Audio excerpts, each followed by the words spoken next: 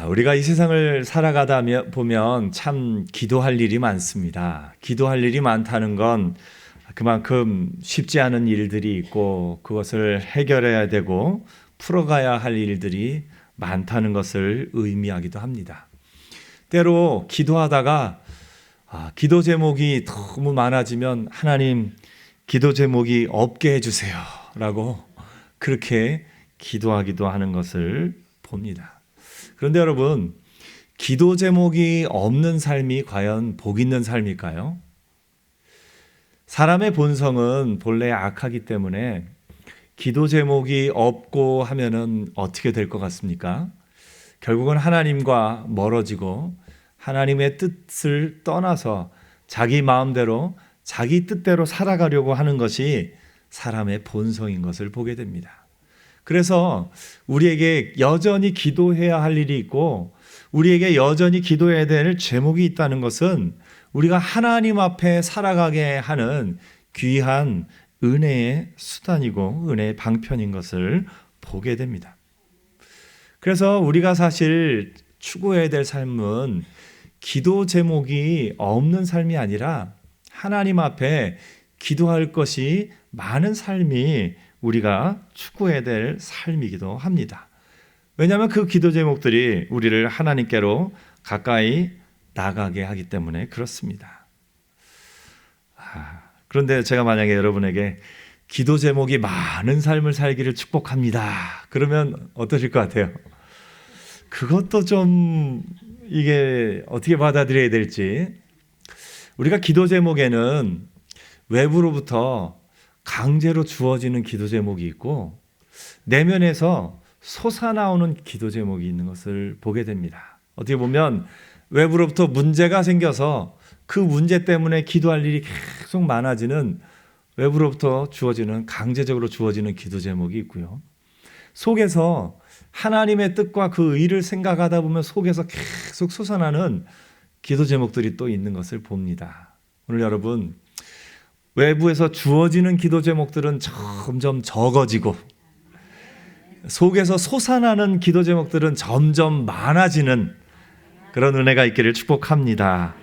그런 의미에서 우리 속에서 하나님의 나라와 그의 의를 생각하고 하나님의 뜻을 생각하고 하나님이 내게 맡기신 사람들, 하나님이 내게 부탁하신 사람들을 위해서 기도하는 그 기도 제목들이 많아지는 은혜가 있기를 축복합니다. 기도 제목이 많은 것은 우리에게 복입니다. 그래서 기도 제목이 많을 때 나는 왜 이렇게 기도 제목이 많을까? 나는 왜 이렇게 힘이 들까? 생각하는 것이 아니라 내가 지금 하나님께 가까이 나갈 기회를 얻었구나. 기도하면서 더 가까이 나가는 은혜가 있기를 축복합니다. 오늘 본문에 나오는 한나의 시대, 이 사무엘서가 시작되는 이 시대는 오늘 우리와는 비교할 수도 없는 외부로부터 주어지는 기도 제목이 많았던 시대입니다. 나라가 참 힘들었던 때입니다. 얼마나 힘들었던 때냐, 이것은 사무엘서 초는 사실 사사기의 마지막 부분하고 연결되어 있습니다. 사사기의 마지막 부분들은 우리가 참 읽기에 민망한 내용들이 많습니다. 가장 민망한 내용은 하나님의 성전을 섬겨야 될 레위 지파가 첩을 데리고 여행을 떠나다가 불미스러운 일을 당합니다. 참 이렇게 성경에 이런 것까지 기록됐나 싶을 정도로 그런 내용들이 사사기의 마지막에 나옵니다. 그래서 크게 레위인의 타락이 나오고요. 또 그 레위인이 연관된 성적으로 아주 부도덕한 일이 일어나고요. 그리고 그것으로 말미암은 아주 비참한 전쟁이 일어나서 베냐민 지파가 거의 몰살당할 지경에 이르는 그런 내용들이 이 사사기의 마지막에 나옵니다. 사무엘서의 첫 부분에도 그것과 연결되어 있습니다. 레위인이었던 엘리와 그의 아들들 홈니와 비느하스가 하나님 앞에 얼마나 타락했는지, 그리고 그 성소 내에서 성적인 부도덕한 일들이 일어났는지, 그리고 그들로 말미암아 전쟁이 일어났는데 심지어 법궤를 빼앗기는 그런 전쟁이 일어날 정도로 아주 극심한 고통 가운데 또 죄악 가운데 있던 이스라엘의 모습을 봅니다. 사사기의 마지막이 이처럼 힘들었던 것은 사사기의 마지막 절이 이것을 정리해서 보여주고 있습니다. 사사기의 마지막 절 보면은 마지막 부분에 그때 이스라엘의 왕이 없으므로 각기 소견에 옳은 대로 행하였더라. 성경은 이렇게 기록하고 있습니다. 무슨 얘기입니까? 사람들이 저마다 자기가 보기에 옳다 하는 대로 행동하는 것이 이스라엘 백성의 가장 밑바닥의 모습을 보여주고 있는 겁니다. 이스라엘 백성의 가장 밑바닥은 다른 어떤 것이 힘든 것이 아니라 사람들이 각기 소견에 옳은 대로 행하는 것, 그것이 이스라엘의 가장 밑바닥의 모습이었던 것을 봅니다. 오늘 여러분, 믿음은 내 기준을 하나님 기준으로 바꾸는 게 믿음입니다. 우리가 누군가를 볼 때 내 마음에 안 든다고 그 사람을 공격하고 비난하고 정죄하면 내가 지금 사사기의 마지막 부분 사람들하고 약간 비슷한 모습을 띠고 있구나 하고 나를 돌아볼 필요도 있습니다. 내가 괜히 이 사람이 미워지고 내가 괜히 이 사람이 싫어지고 이 사람이 하는 모습마다 안 좋아진다면, 그런데 그것이 하나님의 말씀이 기준이 아니라 내 생각이 기준이라면 사사기의 마지막 부분 이스라엘 백성의 모습과 내가 유사한 부분이 생기고 있구나 하고 기도해야 될 때입니다. 하나님의 기준으로 그 사람을 볼 때 귀하게 보이고 하나님의 기준으로 그 사람을 볼 때 존귀하게 보인다면 내가 내 기준에서 하나님 기준으로 옮겨가고 있구나 하고 기뻐해야 할 일인 것으로 봅니다. 오늘 여러분, 믿음은 내 기준을 하나님 기준으로 바꾸는 겁니다. 그래서 여러분이 마음에 가지고 있는 기준들을 하나님 기준으로 늘 바꾸며 사는 은혜가 있기를 축복합니다. 자주 하는 겁니다만 옆에 사람을 보시면서 내가 보기에는 이런저런 생각이 들겠지만 하나님 보시기에 귀한 분으로 보고 옆에 한번 얘기해 주세요. 하나님 보시기에 참 귀한 분이 여기 앉아 계시네요. 한번 얘기해 주세요.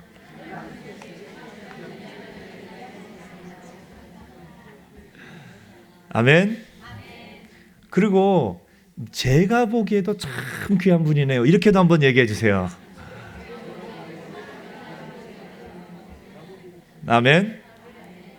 우리가 늘 우리 속의 기준을 하나님 기준으로 계속해서 바꿔나가야 됩니다. 이스라엘 백성의 마지막에 죄악된 모습이 그때의 이스라엘의 왕이 없으므로 각기 소견에 옳은 대로 행하였더라. 누군가가 미워지고 누군가가 정말 어떤 것에 싫어질 때 내 마음에 안 들어서 싫어진다면 그것이야말로 하나님으로부터 멀어진 모습이 또 우리 안에 움트고 있는 것을 봅니다. 그 가운데 하나님의 눈으로 사람들을 볼 수 있다면 그것이 우리가 믿음의 길을 가는 것입니다. 이스라엘의 이 시대는 레위인들도 각기 소견에 오른 대로 내가 하나님을 섬기는 그 일을 해야 되겠다 이 마음으로 사는 것이 아니라 내가 내 갈 길을 찾아가야 되겠다. 사사기의 마지막 시대의 레위인들은 이 성소에서 성소를 섬기는 것이 아니라 지방으로 가면서 그곳에 있는 곳에서 자기의 마음에 옳은 대로 판단하며 결정했던 안타까운 일들을 봅니다.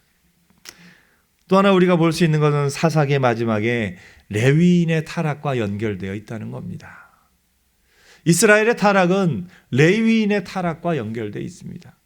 지난주 주일 저녁에 우리가 말씀을 들었듯이 목자가 목자로서의 그 인식을 가지고 내가 양을 치는 자다, 내가 목사다라는 의식을 가지고 살아가야 됨에도 불구하고 그렇지 않을 때 나라 전체가 어려움을 겪는 것을 봅니다. 여러분, 특별히 목사님들을 위해서 기도하는 은혜가 있기를 축복합니다. 목사님들이 말씀 위에 늘 계셔야 교회와 온 나라가 평안합니다. 더 나아가서 이 시대에 여러분들이 바로 또 한 명의 제사장들인 것을 봅니다. 성경이 뭐라고 합니까? 우리를 향해서 왕 같은 제사장들이요, 거룩한 나라요, 그의 소유된 백성들이다. 우리나라가 바르게 서는 건 누가 바로 서야 됩니까? 믿음의 사람들이, 하나님의 사람들이 영적인 제사장으로서 거룩한 나라로 바로 설 때 우리나라가 하나님 앞에 바로 서가는 것을 봅니다. 그래서 이 우리나라의 어려운 환경과 죄악된 환경을 볼 때 그것을 썩었다라고 말하는 것이 아니라 우리는 어떤 사람이 된다고요? 그 가운데서 어두움을 어둠이라고 말하는 것이 우리의 사명이 아니라 어두움 가운데 빛이 되는 것이 그리스도인의 사명입니다. 여러분, 세상을 향해서 세상을 비판하는 것 꼬마애들도 잘합니다. 초등학생들도 잘합니다. 그것을 우리가 더 잘해야 될 이유가 아닙니다. 어둠을 어둠이라고 말하는 것이 우리의 사명이 아니라 어두움 가운데 빛이 되는 하나님의 사람들 되기를 축복합니다. 사사기의 마지막과 사무엘상의 첫 부분은 이처럼 죄악된 모습들 가운데 아무 소망이 없는 것 같은 그런 모습 가운데 있습니다. 기도 제목이 많은 때입니다. 외부로부터 주어지는 기도 제목이 참 많은 때입니다. 그런 때 하나님은 하나님의 살아계심을 나타내면서 하나님의 역사를 이루어가고 있습니다. 한나도 처음에는 외부로부터 주어지는 기도 제목 때문에 기도하기 시작했습니다. 그래서 나라를 위해서도 물론 기도했겠지만 가장 가까이는 대적 분인나가 격동시키는 것. 분인나가 무엇을 가지고 격동시켰는지 아십니까? 자녀를 가지고 격동시켰는데 한나의 기도를 가만히 분석해 보면 한나가 남편에게 잘 보이려고 기도한 건 아닌 것 같습니다. 왜냐하면 한나가 정말 그 남편 엘가나에게 잘 보이려고 아들을 구하였다면 그 아들을 하나님께 드리겠습니까? 자기가 남편 앞에서 키우겠습니까? 키우지요. 그런데 이 한나가 기도할 때 아들을 주시면 하나님께 드리겠습니다라고 말하는 것은 한나의 마음에 뭐가 있냐면 내가 하나님 앞에 사랑받는 자임을 보여주옵소서 하는 게 있습니다. 분인나가 이 한나를 공격한 것은 남편의 아이를 못 낳아서가 아니라 그 당시의 사회 문화 속에는 하나님이 태를 닫으셨다라는 그런 인식이 있습니다. 그러니까 이 한나가 자녀를 못 낳는 것은 남편의 사랑을 못 받는 것 그 정도가 아니라 하나님의 사랑을 못 받은 사람이다 하는 그런 마음이 있습니다. 한나는 지금 그게 억울한 겁니다. 내가 하나님 앞에서 살아가는데 하나님의 사랑을 받지 못하는 사람으로 분인나가 공격을 하니까 그게 속에서 억울한 겁니다. 그래서 하나님 앞에 하나님 자녀를 주옵소서, 이 자녀를 주시면 하나님께 드리겠나이다 라고 기도하는 겁니다. 여러분, 엘가나에게 잘 보이게 살아가는 것이 아니라, 기도한 것이 아니라 하나님 앞에서 옳다 인정하심을 받기 위해 기도한 한나의 기도를 봅니다. 처음에는 그 대적이 분인나가 자기를 공격함으로 말미암아 하나님 앞에 그 기도 제목으로 말미암아 기도하기 시작했는데 나중에 한나의 기도를 또 쭉 보다 보면 이제는 외부에서 주어지는 기도 제목뿐만이 아니라 사무엘을 얻고 나서 한나의 기도를 보면 내 안에서 기도 제목이 넘쳐나는 것을 봅니다. 하나님은 높이기도 하시고 하나님이 낮추기도 하시며 하나님에 대해서 그 마음의 속에서 계속해서 기도의 이야기들이 나오는 것을 보게 됩니다. 오늘 한나처럼 비록 우리가 외부로부터 주어지는 그 기도 제목으로 인해서 기도하기를 시작했다 할지라도 점점 더 내 속에서 하나님의 나라와 그 의를 향해서 하나님의 뜻을 향해서 기도하는 기도 제목들이 많아지는 은혜가 있기를 축복합니다. 오늘 이 기도 제목이 많은 시대 가운데 하나님이 하나님의 역사를 이루시는데 하나님이 이 제사장으로 말미암아 이 레위 지파로의 타락으로 말미암아 이스라엘에 문제가 생겼기 때문에 레위 지파를 세우는 것으로부터 나라를 세우는 것을 다시 시작하십니다. 그래서 엘리 제사장 가문을 내리시고 낮추시고 사무엘이라는 사람을 높이시는 걸로 하나님의 역사를 이루어 가시는 것을 보게 됩니다. 우리 1장 1절 말씀 같이 한번 읽어보겠습니다.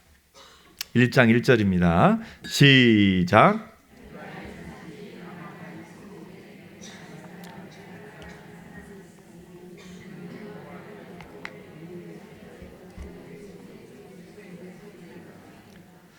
아멘. 엘가나라는 사람에 대해서 먼저 얘기합니다. 그런데 이 엘가나가 어느 사람이라고 나옵니까? 에브라임 사람이다라고 나옵니다. 여러분, 성전을 지키고 섬기는 건 어느 지파가 하죠? 레위 지파가. 그런데 엘가나의 자손이면은 사무엘은 무슨 지파죠? 에브라임 지파. 근데 어떻게 섬길 수 있었을까요? 성경학자들이 이 부분에 에브라임 사람이다 말하는 건 에브라임 지파 사람이다 하는 것이 아니라 에브라임 지역에 살던 사람이었기 때문에 그렇게 불렀다라고 이야기를 합니다. 왜냐하면 나중에 뒤에 보면은 역대상 6장에 보면 사무엘의 아버지 엘가나는 레위 지파 고핫 자손으로 나옵니다. 그 레위 지파 고핫 자손 중에 쭉 가다가 누가 있냐면 다윗 시대에 찬양하는 자로 세웠던 헤만이라는 사람이 있습니다. 혹시 아십니까? 그 헤만이라는 사람이 엘가나의 아들 이 사무엘의 손자라고 이렇게 기록이 되어 있습니다.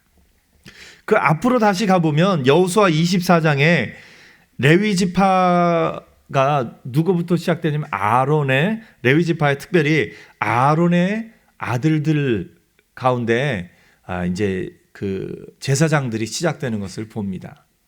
그런데 그 자손들 가운데 비느하스가 그 아버지 엘리아사를 어디다가 묻었냐면 에브라임 산지에 장사했다라고 성경이 기록하고 있습니다.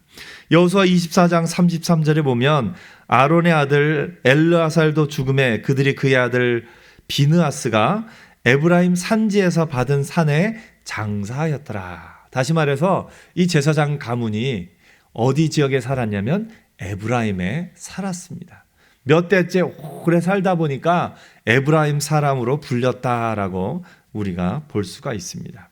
그래서 이 에브라임 사람이었지만 에브라임 지파가 아닌 에브라임에 살던 레위 지파였음을 우리가 그 앞뒤를 통해서 알 수가 있습니다. 하나님은 이 엘리 제사장 가문을 낮추시고 사무엘을 또 한 명의 새로운 제사장으로 높이시면서 하나님의 역사를 이루어가고 계십니다. 이 엘리는 사실 아론의 아들들의 후손입니다. 아론의 대제사장이었던 아론의 아들이 4명 있습니다. 근데 4명 가운데 첫째와 둘째 아들은 일찍 죽습니다. 나답과 아비후라고 그러는데요. 이 첫째, 둘째 아들은 하나님이 명하신 불이 아니라 다른 불로 이렇게 제사를 드리다가 하나님의 진노하심을 받아서 죽고 맙니다.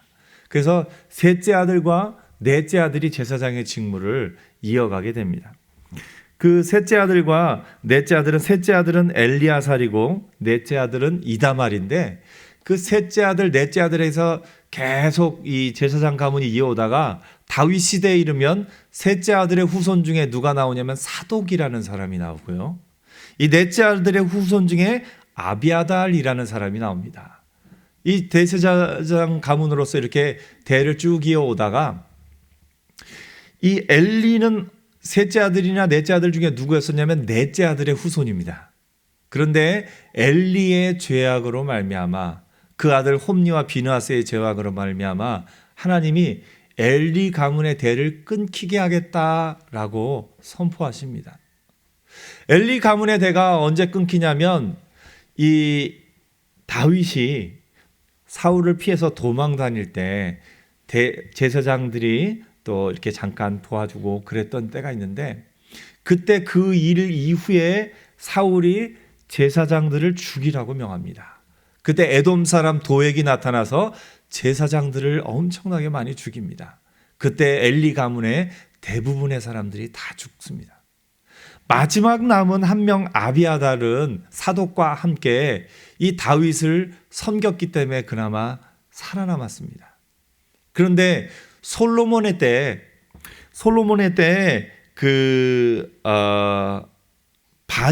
아도니아가 반역한 때가 있는데 그때에 이 사독과 아비아달의 선택을 달리합니다. 사독은 솔로몬을 따랐고 아비아달은 이 반역의 편에 섭니다. 그래서 아비아달이 이제 솔로몬이 왕에 등극했을 때 이 아비아달을 아버지 다윗의 때에 섬겼던 사람이기 때문에 죽이지는 않고 고향으로 돌아가라. 그래서 그때 이후로 이 아론 때부터 이어오던 넷째 아들의 대제사장 계보는 끝이 나고 사독 계열 제사장만이 남습니다. 셋째 아들의 후손이었던 사독 계열의 제사장만 남아서 예수님이 오시기 조금 전까지, 정확하게는 예수님이 오시기 전 한 117년에 그 안티오쿠스 4세가 또 아주 험한 일을 저지르면서 이 대제사장을 자기 마음대로 바꿔치기를 그때까지 사독 계열의 제사장이 계속 이어지는 것을 보게 됩니다. 아무튼 이 엘리 가문을 하나님이 낮추시는데 어느 정도로 낮추시냐면 엘리의 아들 홈니와 비느하스뿐만 아니라 엘리 가문의 모든 사람들, 그리고 마지막으로 남았던 그 아비아달 이르기까지 또 그 모든 가문의 사람들을 완전히 그 제사장직에서 물러나게 하시는 것을 보게 됩니다. 여러분, 하나님이 낮추시면요, 아무리 높았던 사람도 낮아지게 되는 것을 봅니다. 그때 당시에 홈니와 비느하스가 그렇게 죄악을 범했는데도 아무도 아무 말을 못합니다. 왜냐하면 그들의 권력이 너무나 막강하기 때문이죠. 아주 높은 힘과 권력을 가지고 있었지만 하나님이 낮추시니까 한순간에, 그리고 그 자손 대대에 이르기까지 이 제사장직을 수행하지 못하고 물러가게 되는 것을 봅니다. 하나님이 낮추시면 낮아집니다. 반면에 사무엘은 그 한나가 정말 연약한 가운데, 정말 너무나도 극심한 고통 가운데 가장 밑바닥에 있던 때에 기도했는데 그 기도를 통해서 하나님은 역사하셨고 그 기도를 통해서 사무엘을 높이시는 하나님의 역사를 보게 됩니다. 그래서 우리가 할 일은 사람들 앞에 잘 보이기 위해서 살아야 됩니까? 하나님 앞에 잘 보이기 위해서 살아야 됩니까? 오늘 여러분, 하나님 앞에서 사는 저와 여러분 되기를 축복합니다. 그래서 인정받으려 하면 누구 앞에서 인정받는다고요? 하나님 앞에서. 근데 우리는 사람인지라 자꾸 사람의 인정이 때로 필요할 때가 있고, 저 사람이 나를 인정 안 해주면 또 사람들 앞에 인정받기 위해서 때로는 오버하기도 하고 때로는 나를 과장하기도 하고 그런 우리의 연약한 모습들을 봅니다. 그러나 오늘 말씀을 다시 한번 보면서 하나님이 낮추시고 하나님이 높이시는구나. 그래서 하나님 앞에서 사는 저와 여러분 되기를 축복합니다. 그럴 때 하나님이 높여주십니다. 아까 한나가 남편 엘가나에게 잘 보이기 위해 그 아들을 구한 것이 아니라 누구 앞에서요? 하나님 앞에서. 내가 하나님의 사랑을 입은 자라는 걸 나에게 보여주십시오 하는 마음으로 한나가 기도했던 것처럼 우리의 삶 속에도 내가 다른 사람들 앞에 멋있게 보이기 위해서, 다른 사람들 앞에 무엇을 드러내기 위해서 사는 것이 아니라 하나님 앞에 옳다 인정함을 받는 자로 사는 저와 여러분 되기를 축복합니다. 사실 보면요, 엘가나가 한나한테 잘했습니까? 못했습니까? 잘했어요. 엘가나가 얼마나 잘했는데요. 이 분인나와 그 자녀들에게 주는 것에 몇 배를 줬다고요? 2배를 갑절이나 한나에게 줬어요. 근데 엘가나가 한나에게 잘해준 게 한나에게 도움이 됐습니까? 오히려 더 안 좋아졌습니까? 오히려 더 안 좋아졌어요. 왜냐하면 이 엘가나가 한나에게 잘해주면 잘해줄수록 분인나는 어떻습니까? 마음이 더 상하는 거예요. 그래서 계속 한나를 공격하는 겁니다. 네가 정말 하나님의 사랑을 입은 사람이면 너 왜 아기도 없냐? 넌 하나님도 버리신 사람이다. 막 이런 식으로 막 아마 공격했을 겁니다. 사람이 잘해주는 건 부작용이 좀 있습니다. 사람이 잘해주는 건 좋지만 부작용이 있습니다. 또 다른 사람의 미움을 받기도 합니다. 오늘 여러분, 사람에게 어떤 좋은 마음을 얻기 위해서 사는 것이 아니라 하나님 앞에 마음을 얻고 하나님이 잘해주시면 부작용이 없습니다. 그래서 우리의 삶은 누구 앞에서 사는 삶이요? 하나님 앞에서.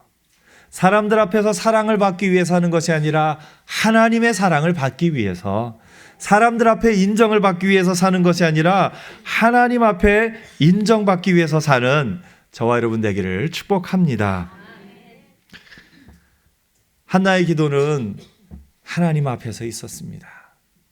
정말 외부로부터 주어지는 그 많은 기도 제목들 가운데 어찌할 바를 모르다가 기도하면서 그 가운데 외부로부터 주어지는 그런 기도 제목 때문에 기도를 시작했지만 그 내면에 하나님이 주시는 기도 제목들이 온전하게 드러났던 한나의 기도를 봅니다. 18절에 보니까 한나가 기도하여 평안히 돌아갔다 이렇게 이야기합니다. 우리 18절 말씀 한번 읽어보겠습니다. 시작.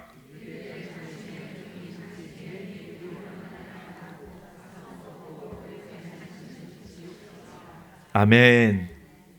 한나가 지금 들은 것은 누구의 말을 들었냐면 엘리야가 평안히 가라, 이스라엘의 하나님이 내가 기도하여 구한 것을 허락하시기를 원하노라. 하나님이 허락하신다. 하나님 앞에 있을 때에 하나님이 나를 받으신다는 확신이 생긴 이후에 이 한나에게는 근심이 없었습니다. 당장 문제가 해결되지 않고 당장 어떤 상황이 바뀐 것은 아닙니다. 그런데 하나님의 사랑을 얻고 나니까 이젠 됐다. 하나님이 나를 인정해 주신다는 것을 알고 나니까 이젠 됐다 하고서 어떤 상황과 어떤 환경에서도 살아갔던, 평안히 돌아가서 얼굴에 다시는 근심빛이 없었던 한나의 모습을 봅니다. 오늘 여러분, 하나님 앞에서 평안함을 얻고 돌아가는 저와 여러분 되기를 축복합니다. 하나님이 여러분을 사랑하십니다. 여러분을 인정하고 계십니다. 여러분을 귀하게 여기십니다. 마음에 그것을 담대히 받고 돌아가는 은혜가 있기를 축복합니다.